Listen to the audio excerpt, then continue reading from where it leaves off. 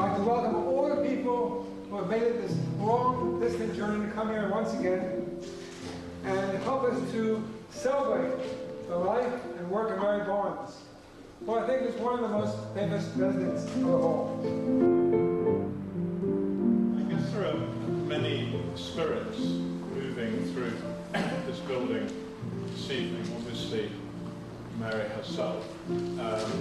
Also, Muriel and Doris Lester, who founded the building. Gandhi, who lived here with his goat. Both those spirits there. And also the spirit of Ronnie Lang, who we saw playing the piano above us. Strangely, this place became the centre not just for a psychiatric experiment, but also for the counterculture. It was also the head office and organising centre of one of the key events of the 1960s, the Dialectics of Liberation Congress held at the Roundhouse in July 1967. Around Mary was a world of sex, drugs and rock and roll, linked to revolutionary politics and often accompanied by the soothing shapelessness of Eastern music.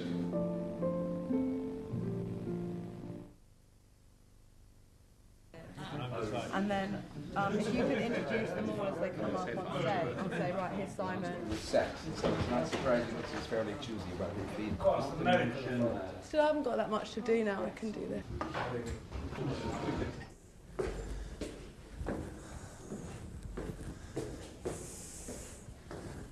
I came over here to spend a couple weeks with Lang, and I remember coming into the office with Lang and Mary, and she was totally catatonic, rigid, frozen, and you're just talking to her, looking into her eyes for 20 minutes, and she relaxed and came alive again. I thought that was the most amazing thing, one of the most amazing things I've ever seen. And then he invited me back to come and join the community. At the time I was training as a psychiatric resident. I was a doctor at a New York teaching hospital. I would say pretty cut off myself, but not so cut off that I didn't realize that there was something very odd about their way of treating people. And I didn't understand very much of what Ronnie Lang was saying, but something of what he was saying spoke to me as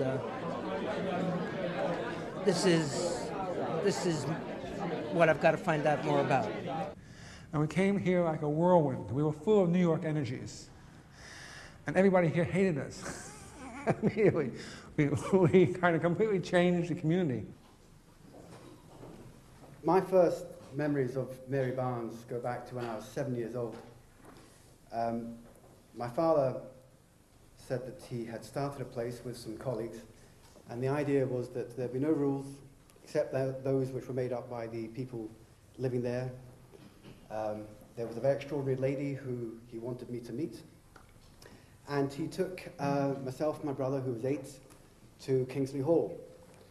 And I still feel the nervousness and the anticipation of what I was going to go through, because he took me down to the basement, and being 7 years old, the first thing that came into my mind was, where is this smell of shit coming from?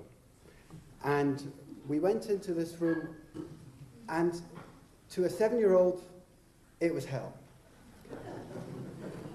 There was very little light, and I couldn't see anybody. There was somebody under a blanket. And my father sat me down, and what was going through my mind, I just can't even recollect. But he communicated with this person, I presumed it was a person, under the blanket, as if this individual was sitting next to us talking.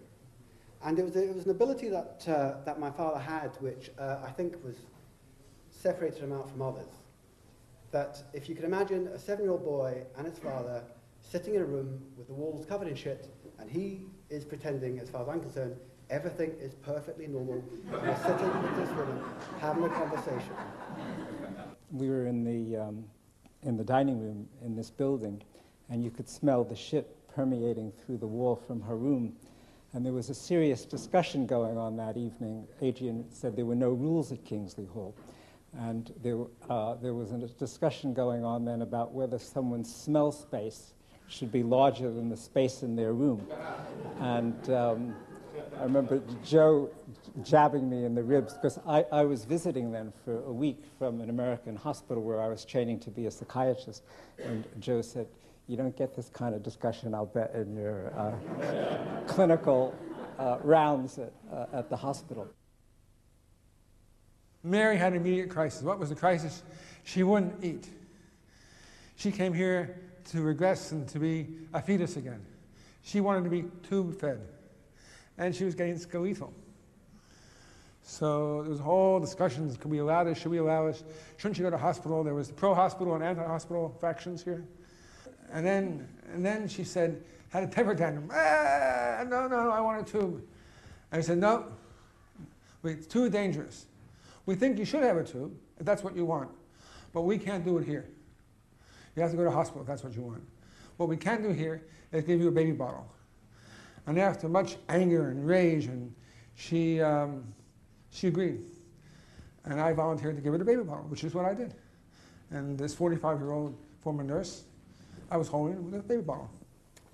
Mary's journey involved becoming as a little child, indeed as a baby. It involved movements of returnings, from adult sister tutor at a teaching hospital to a sometimes contented, sometimes angry, jealous, and/or envious baby. From death in life to a life she could begin to live fully.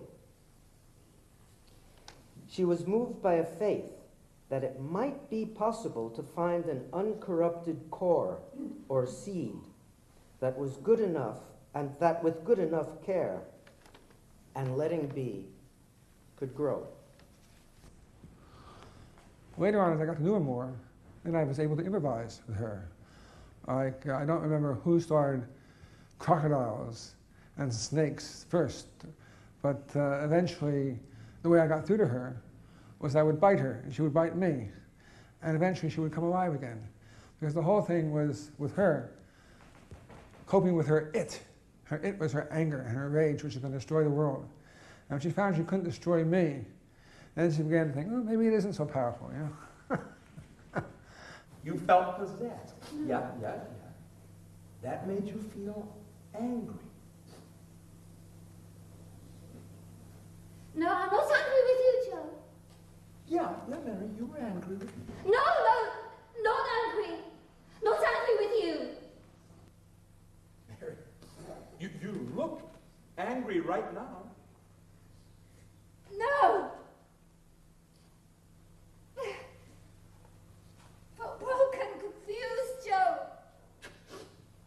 No. No. Hit me like No. that. Go on. You can hit me more. Go on. Is that all you can hit, Mary? Go on, more. Come on. No. Yes. She grabs him round the middle. What's this now, eh? It's a snake. Snake, eh? Squeeze snake. Squeezing me. Is that all you can squeeze, Snakey? Come on, squeeze more.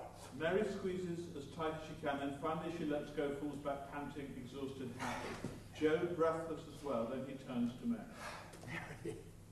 Mary, you bit me. You bit my ear. You hit me. Yeah? And I'm still here.